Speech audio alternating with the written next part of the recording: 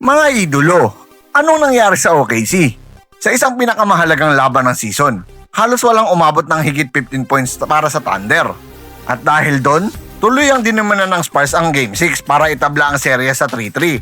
Pero ang mas nakakagulat, paano natalo ang isa sa pinakamalakas na offensive team sa NBA ng gantong kalala? Kung akala nyo simpleng bad shooting night lang ito, nope.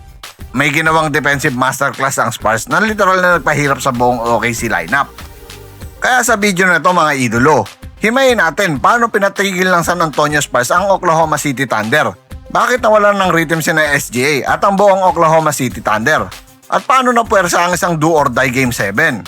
Kaya make sure na tapusin nyo ang video dahil may pag-uusapan din tayo kung sino ang may lamang mentality papunta sa pinakamabigat na laban ng season ngayon. Hello guys, welcome! Yo, what's up mga idolo? Welcome back sa ating channel. Grabe, hindi ito in-expect ng karamihan mula sa Oklahoma City Thunder. Ang akala nila tapos na ang serye. Isipin nyo, buong season silang kilala bilang isa sa pinaka-explosive offensive team sa liga.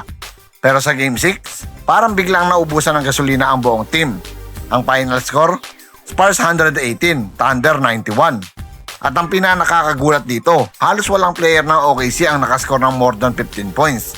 Ibig sabihin, sobrang effective ng defensive adjustment ng Spurs. Simula pa lang ng laro, ramdam mo ng iba ang energy ng San Antonio. Aggressive sila sa depensa, mabilis ang rotation at halos walang easy basket na binigay kay Shai Gilgeous-Alexander. Hindi tumalab yung foul baiting mga idolo. Charis! Every possession, pinaparamdam nila na kailangan paghirapan ng OKC ang bawat tira. Ang ginawa ng Spurs, hindi lang nila dinobol si SGA. Pinutol lahat nila ang passing lanes kaya hindi nakapag-flow ang ball movement ng Thunder. Kapag nag-drive si Shai, may help defense agad. Kapag pumasa naman palabas, mabilis ang closeout ng Spurs shooter defense. At dahil doon, nawala ng confidence ang OKC shooters. Makikita mo rin na halos lahat ng possession nila nagiging isolation basketball. Walang rhythm, walang movement. At kapag ganun ang nangyari sa Thunder, malaking problema talaga iyon. Samantalang ang Spurs, sobrang balance ng opensa nila. Hindi sila nakaasa sa isang player lang. Ball movement, extra passes, pass break points, lahat gumagana. At kapag ganito ang Spurs, sobrang hirap nilang bantayan dahil kahit sino kayang sumabog anumang oras. Isa pa sa pinakamalaking naging problema ng Thunder ay ang rebounding. Halos bawat miss shot na OKC may second chance opportunity naman para sa Spurs. At alam natin kapag pinayagan mong makakuha ng momentum ang batang team na tulad ng San Antonio, lalo silang lumalakas habang tumatagal ang laro.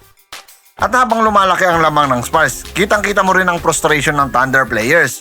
Yung dating confident body language nila, napalitan ng pagdududa. Maging ang crowd ng San Antonio, sobrang lakas ng energy, lalo na yung mga nuns o madre. Kada defensive stop, kada pass breakdown, parang lalo nilang pinipika mentality ang OKC. Pero credit talaga sa coaching staff ng Spurs ha. Ang adjustment nila bago mag Game 6 sobrang effective. Tinarget nila ang spacing ng Thunder at pinilit nila ang OKC na umasa sa outside shooting. At nang hindi pumasok ang tres ng Thunder, doon tuluyang bumagsak ang kanilang opensa. At alam nyo bakit delikado ito para sa OKC? Dahil ngayon, momentum nasa Spurs na. Imagine mo mula sa pagkakaipit na tabla nila ang serye sa 3-3. At ngayon, isang Game 7 na lang ang pagitan nila papuntang NBA Finals. Pero syempre, hindi rin basta-basta susuko ang Thunder, lalo na sa kanila ang home court advantage next game. Asahan natin na babawi si SGA sa Game 7. Posibleng magkaroon ng malaking adjustment ang OKC, lalo na sa kanilang foul baiting. Charis! Oh, that wasn't foul, Reg. Yeah, he would actually... Let's see that left knee. No, not a lot there. No, Pero kidding aside, lalo na sa ball movement at shot selection nila.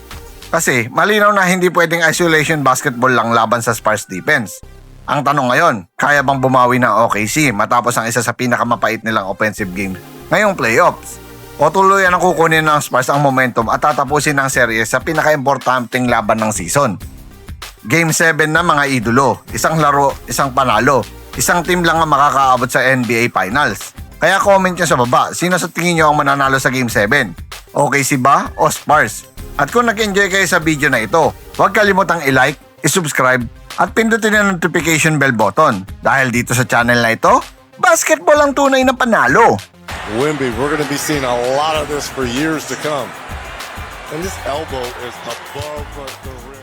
Burnett had his best game of the series. Right back to six. Wembanyama.